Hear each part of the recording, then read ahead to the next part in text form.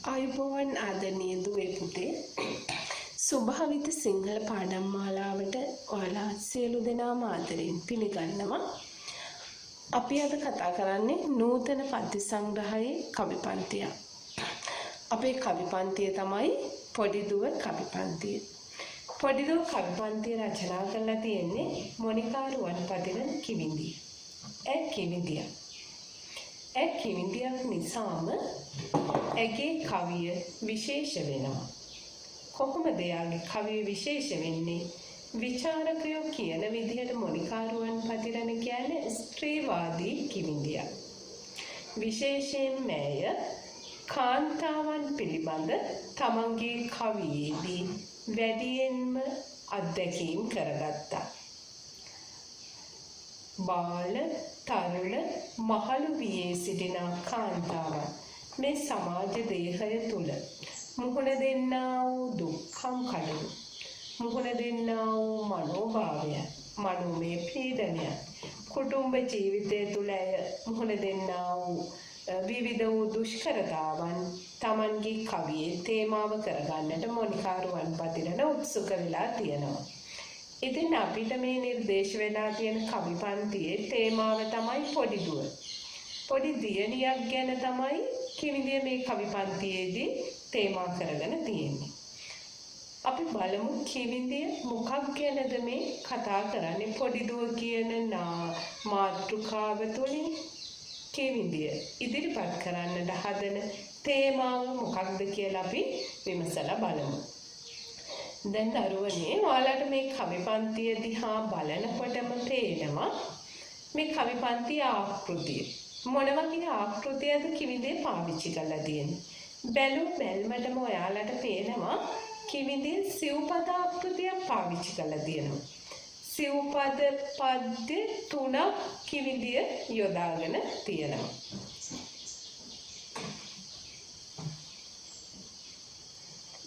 හැබැයි කිවිඳිය සිව්පද ආකෘතිය පාවිච්චි කරාට ඔබට පේනවා කිවිඳිය මේ භාවිත කරන්නේ අපි අර දන්න සාම්ප්‍රදායික සිව්පද ආකෘතිය නෙවෙයි. අපි දන්න සාම්ප්‍රදායික සිව්පද ආකෘතිය කවියෝ එලි සමය පාවිච්චි කරන. පද 4යි එලි සමයක් තියෙනවා, විරිත තියෙනවා. නේද? මේ විදිහට තමයි අපි දන්නේ සිව්පද ආකෘතිය. හැබැයි මොනිකා රුවන්පතිරණ මේ කියන සම්ප්‍රදායේ කොටු වෙලා ඉන්නේ නැතිව නිදහස්ව මේ සිව්පද විදිහට පාවිච්චි කරනවා. එලි සමයක් ගැන කිවිඳිය උත්සුක වෙලා නැහැ. ඔබට පේනවා පළවෙනි කවිය, දෙවෙනි කවිය, තුන්වෙනි කවිය දිහා බලද්දී ඔබට පේනවා. එලි සමයක් නැතත් කිවිඳිය නිදහස්ව සිව්පද ආකෘතිය යොදා ගන්නවා. පේලියකට මාත්‍රා 24ක් වෙන විදිහේ විරිතක් කිවිඳිය පාවිච්චි කරලා තියෙනවා. මේ පේලියකට මාත්‍රා 24ක් වෙන විරිතත් මාත්‍රා 12න් 12ට යටිය තියෙන විදිහට තමයි කිවිඳිය මේක රචනා කරලා තියෙන්නේ. අපිට ඉස්සරහට කතා කරන්න පුළුවන් අත්දැකීමත් එක්ක කොහොමද කිවිඳිය යොදාගත්ත මේ විරිත සහ මේ සිව්පද නිදහස් ආකෘතිය ගැලපෙන්නේ කියලා. අපි පියවරෙන් පියවර බලාගෙන යමු, කවියෙන් කවිය බලාගෙන යමු. කිවිඳිය මේ මොකද්ද කතා කරන තේමාව කියලා. පොඩි දුව. පවුලේ බර අඩු කරන්න ගෙදරින් පිටවන්නට පෙර මතකද අම්මේ උඹ මට ඇමදුවේ පොඩි දුවේ කියලා. ජීවිතයේ පළමු වරට තනි වුණු කල ඈත රටක එහි මිනිසුන් හුඟ දෙනෙක්ම මට කිව්වේ ලිසී කියලා. කිවිඳිය මේ පොඩි දුව කවි පන්තියේදී අත්දැකීම කරගෙන තියෙන්නේ අම්මා කෙනෙක්ගේ පොඩි දුවක් වුණු දියණියක්. පවුල වෙනුවෙන්, පවුලේ ආර්ථිකය වෙනුවෙන් මෙහෙකාර සේවයට යාම සම්බන්ධ වුණු පුවතක් තමයි කිවිඳිය අත්දැකීම කරගෙන තියෙන්නේ. පළවෙනි පේලියෙම අපිට පේනවා පවුලේ බර අඩු කරන්න ගෙදරින් පිටවන්නට පෙර. මේ කියන දියණිය කතකයා වන දියණිය. ඔන්න කවුද මේකේ කතකයා? පොඩි දුව. කතකයා වන පොඩි දුවමයි තමන්ගේ අත්දැකීම ගැන කතා කරන්නේ. මම කියන කෙනා තමන්ගේ අත්දැකීම කියන විදිහට තමයි කිමිඳිය මේකේ දෘෂ්ටි කෝණය යොදාගෙන තියෙන්නේ. ඔබ දන්නවා. එහෙමනම් මොකද්ද මේ කවි පන්තියේ ඉදිරිපත් කරන දෘෂ්ටි කෝණය? උත්තම පුරුෂ දෘෂ්ටි කෝණය. මම කියන පොඩි දුව තමන්ගේ අත්දැකීම ඉදිරිපත් කරනවා. කිවිඳිය එහෙනම් උත්තම පුරුෂ දෘෂ්ටි කෝණයෙන් මේ පොඩි දුව වින්දා වූ අත්දැකීම, මේ පොඩි දුව විඳින්නා වූ මනෝභාවය ඉදිරිපත් කරනවා. කිවිඳිය යොදා ගන්නා මේ උත්තම පුරුෂ දෘෂ්ටි කෝණය නිසාම කිවිඳියට තමන්ගේ අත්දැකීම හරි විශ්වසනීය විදිහටත් අව්‍යාජ විදිහටත් ඉදිරිපත් කරන්නට පුළුවන් වෙලා තියෙනවා.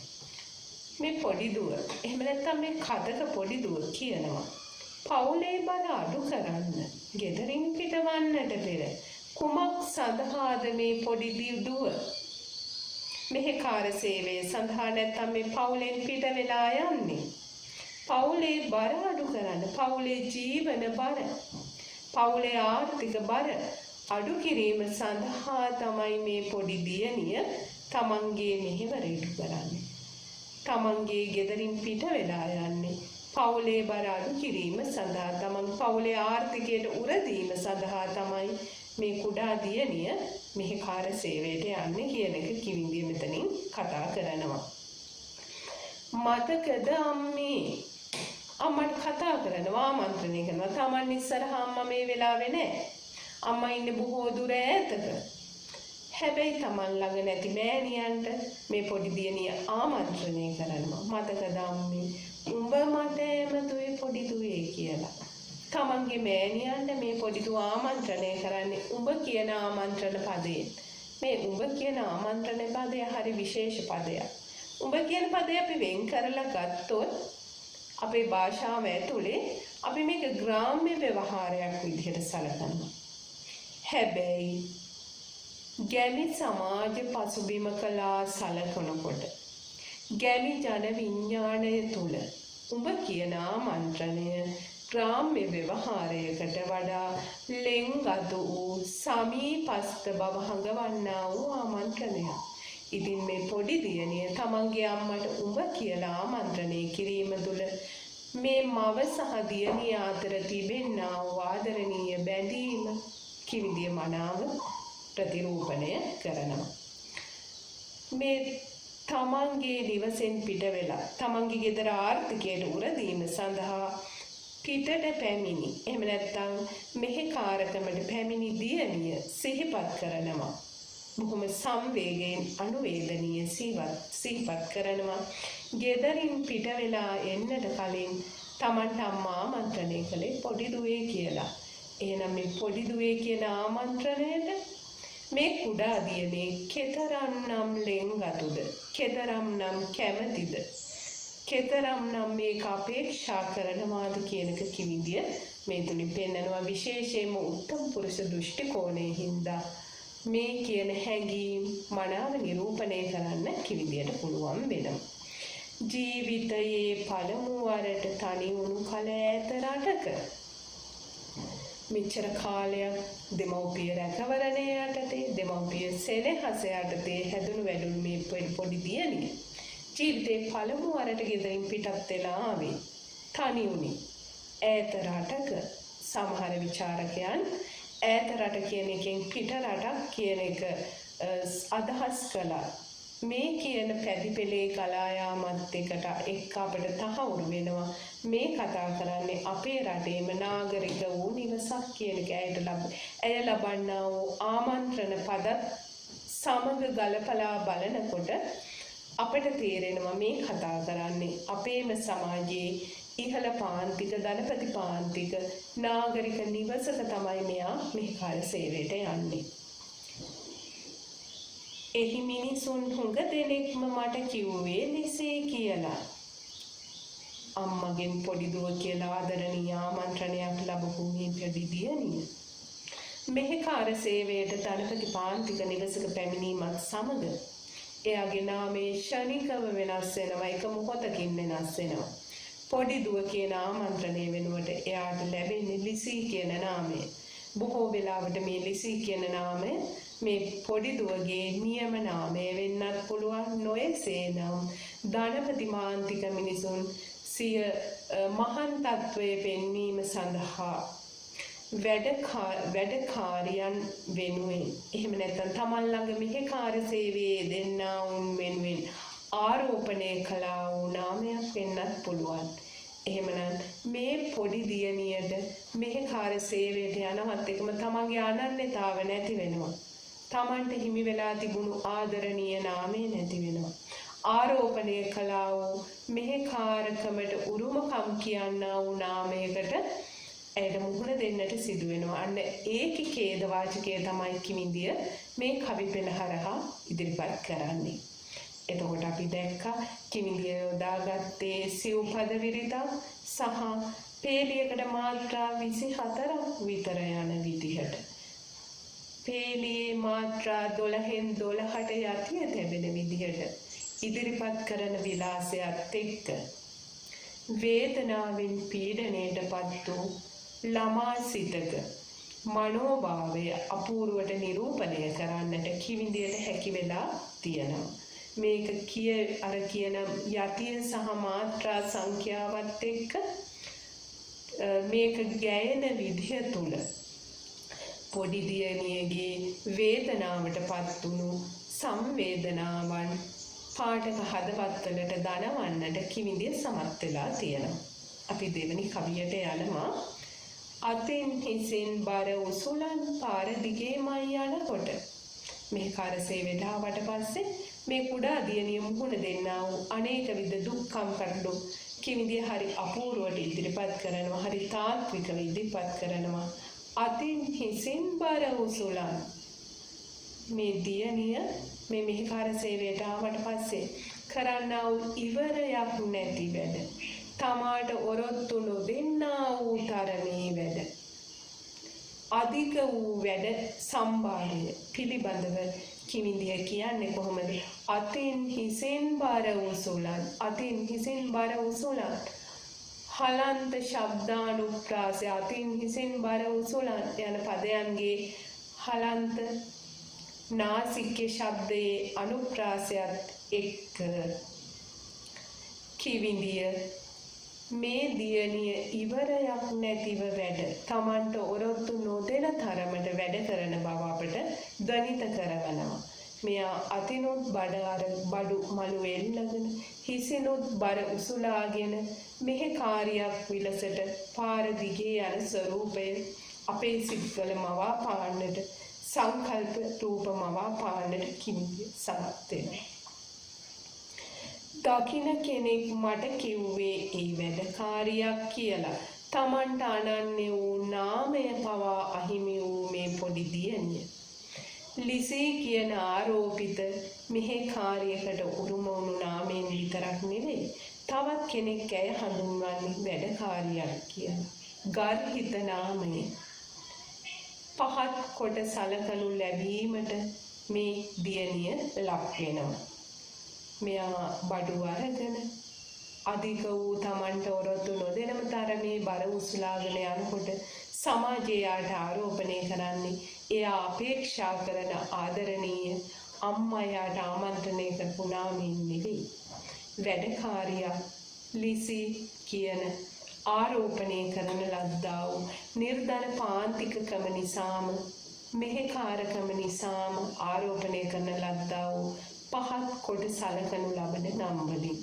අන්න ඒකේ පීඩනය තමයි මොනිකාරුවන් පතිල කිවිඳිය මේ ඉස්මතු කරන්නේ. අතින් හිසෙන් බර උසුලාගෙන යන ගතට දැනෙන වේදනාව මේ දියණියට වේදනාවක් නෙවෙයි. ඊට වඩා අධිකතර විදිහට මේ දියණියට දැනෙන්නේ ඇය ලබන්නා වූ අනේක විද ගර්හා කටයුතු නාමයන් නිසා ලැබෙන්නා වූ මානසික පීඩනයේ බව කිවිඳිය ඉස්මතු කරගන්නවා. පොඩි දරුවෙකු අතින් අරන් පාසලකට මං යනකොට මේ දියණිය ළමා මෙහෙ කාර්යයක් කියලා කිවිඳිය ඍජුව සඳහන් කරන්නේ. හැබැයි මේ දියණිය අර අම්මගේ පොඩි දියණිය, මද්දු දියණියක් නෙවෙයි, ලොකු දුවක් නෙවෙයි මේ පොඩි දුව. ඇය පොඩි දුව නම් ඒ තුල කිවිඳිය යම් තරමකට ඉඟි කරනවා අපට. ඇය බොහෝ විට පාසල් යන වයසේ පසුවන දියණියක්.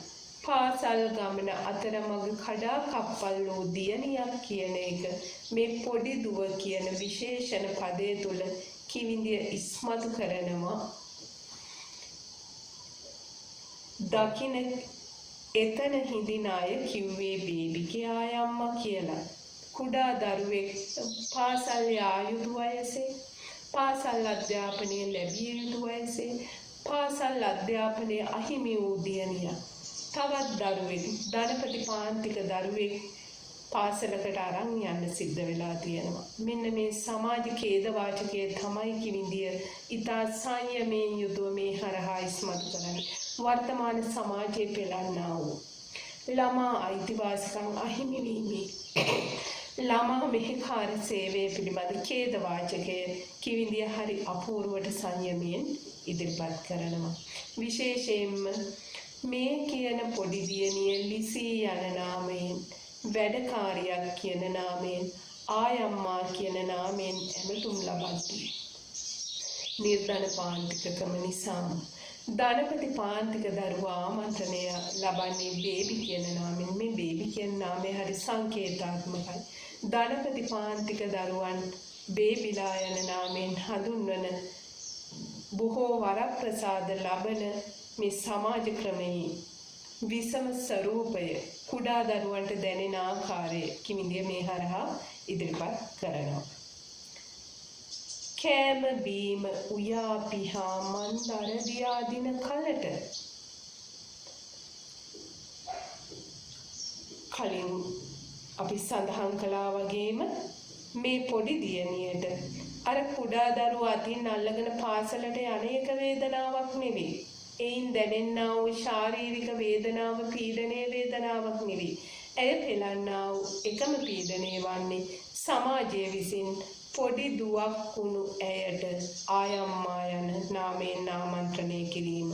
මවක් වෙන්නට සිතලාවත් නැති මවකගේ උණුසුම පතන දියණියක් ආයම්මා කෙනෙක් වෙන එක පිළිබඳ සමාජ ඛේදවාචකයේ කිවිඳිය මේ හරහා ඉදිරිපත් කරන්නේ. කෑම බීම උයා පිහා මේ ගෙදර කර කිරීමට තියබෙන සියලුම කාර්යයන් මේ දියණිය තුල දියණියගේ උර මත පැටවී ඇති ආකාරය කිවිඳිය හරි අපූර්වට ඉදිරිපත් කරනවා. කෑම බීම උයා පිහා යුගල පදයන්ගේ අනුප්‍රාසය තුල මේ ගෙදර සියලුම කටයුතු මේ කුඩා දැරිය විසින් කරන බව කිවිඳිය නිරූපණය කරනවා. ඒත් එක්කම කෑම බීම උයා පිහා යන අනුප්‍රාසය දනවන්නා වූ යුගල පදයන් ජනවහරේ භාවිත කරන්නා වූ පද. මේ කතා කරන්නේ ගැමි දියණියක් ගැන. කතකයා ගැමි දියණියක්. එහෙනම් මේ කතා කරන කතකයාට ගැළපෙන විදිහට භාෂාව පරිහරණය කරන්නට කිවිඳිය බොහොමත්ම සමත්කම් දක්වලා තියෙනවා. එහෙනම් ගැමි වහරේ හම්බ වෙන යුගල පද අවශ්‍ය පරිදි සංයෝජනය කරනවා. එක්කම මන් දර දියාදින කලට දර දියාදිනවා. සියලුම කුදු මහත් කටයුතු කරනවා. වෙහෙස වෙනවා කියන කාරණාව කියන්නේ කිවිඳිය පාවිච්චි කරන්නේ දර දියාදිනවා. දර දියාදිනවා කියන්නේ රෝඩියක්, ඉඟිවැකියක්.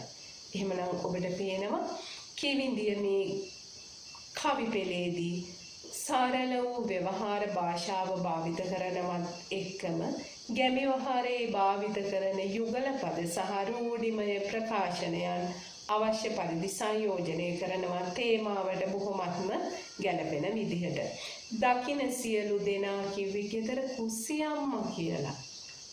කිවිඳිය සැරෙන් සැරේට මතු කරලා දක්වන්නේ පොඩි දුව යන ආමන්ත්‍රණ පදයට බෙහෙවින්ම ලෙන්ගතුකම් දක්වන්නා වූ මේ දියණියට ලැබෙන්නා වූ ගර්හිත වූ නාමයන් පිළිබඳව.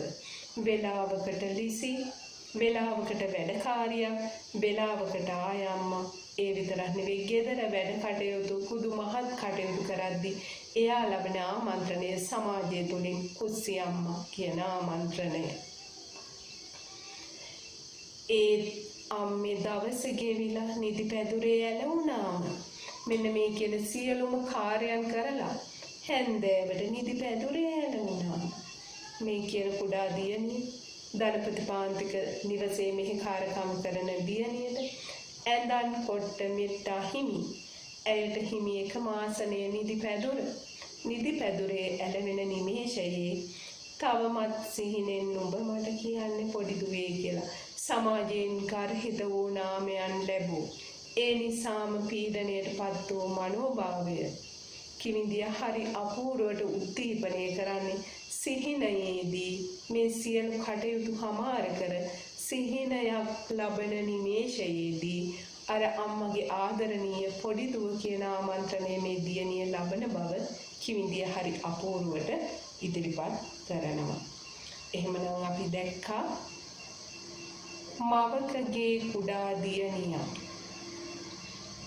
මෙහෙකාර සේවයේ යෙදීම නිසා තමන්ගේ පොඩි දුවය තමන් ලැබූ පොඩි දුව යන ආමන්ත්‍රණය වෙනුවට සමාජයේ විසින් ආරෝපණය කරන ලද මෙහෙකාරකම නිසා ලැබුණු ආමන්ත්‍රණ පදයන්ගෙන් කෙතරම්නම් පීඩණයට පත් වුණාද කියන එක කිවිඳිය මෙන්න මේ පොඩි දුව කියන කවි පෙළ හරහා පූර්වට මේ කවි පෙළ හරහා ඉදිරිපත් කරලා තියෙනවා. හරි විශ්වසනීයව ඉදිරිපත් කරනවා. හරි අව්‍යාජව ඉදිරිපත් කරනවා. තමන්ව පීඩණයට පත් කළා වූ පත් කරන්නා වූ ධනපති පාන්තිකයන් කෙරේ ආවේගකාරී නොවි ප්‍රකෝප නොවි ඉතා සංයමයෙන් යුක්තව කතක දියණිය ලවා මේ අදහස් ප්‍රකාශ කරවන කිවිඳිය සමාජයේ පවතිනා වූ මේ විෂමතාවය තුරන් කළ යුතුයි කියන පණිවිඩය සමාජගත කරනවා. කුඩා දරුවන්ට තම අයිතිවාසිකම් ලබා දිය යුතුයි කියන පණිවිඩය මේ හරහා කිවිඳිය ලබා දෙනවා. ඇයට අහිමි වුණා තමන්ගේ අනන්‍යතාවය අහිමි වුණා. මේ කුරිරු විෂමතාවය නිසා මේ සමාජයේ පවතින ධනපති පාන්තික නිර්ධන පාන්තික කියන කුරිරු විෂමතාවය නිසා මේ කුඩා දියණියට තමන්ගේ අනන්‍යතාව අහිමි වීමේ අනුවේදනීය ඛේදවාචකය තමයි කිවිඳිය මේ හරහා ඉදිරිපත් කරන්නේ. කිවිඳිය මේකේදී සරල ව්‍යවහාර බසසේම ජනවහරී යෙදුම් යොදා ගනිමින් සභාවෝක්තියෙන් තමයි මේ දියණිය හරහා තමන්ගේ අත්දැකීම ඉදිරිපත් කරවන්නේ. එතකොට අපි දැක්කා කිවිඳිය සිව්පදා කෘතිය අර සම්ප්‍රදායට කොටු වෙන්නේ නැතිව එලි සමයේ කියන මේ සියල්ලට කොටු වෙන්නේ නැතිව සිව්පද විරිතකින් පේලියකට මාත්‍රා 24ක විරිතකින් හරි ලස්සනට ඉදිරිපත් කරලා තියෙනවා. ඉතින් එහෙමනම් ආදරණීය දරුවනේ මම හිතනවා ඔබ සියලු දෙනාටම මේ පොඩි දුව කියන කවි පෙළ ගැන අවබෝධයක් ලැබෙන්නේ නැති. මේ කවි පෙළ පිළිබඳ රසාස්වාදයක් ඔබට ලියන්න පුළුවන්. ඒ ඇරුණහම මේ කවි පෙළෙන් අසන විමසන විචාරාත්මක ප්‍රශ්නයකට ඔබට පිළිතුරු ලියන්නටත් හැකියාව තියෙනවා. කතා කළ යුතු හැම පැත්තක්ම අපි මේ සම්බන්ධයෙන් කතා කරා. එහෙමනම් අපි තවත් දවසක තවත් කවි පෙළකින් හමු වෙනකල් ඔබ සියලු දෙනාටම සුබ දවසක්.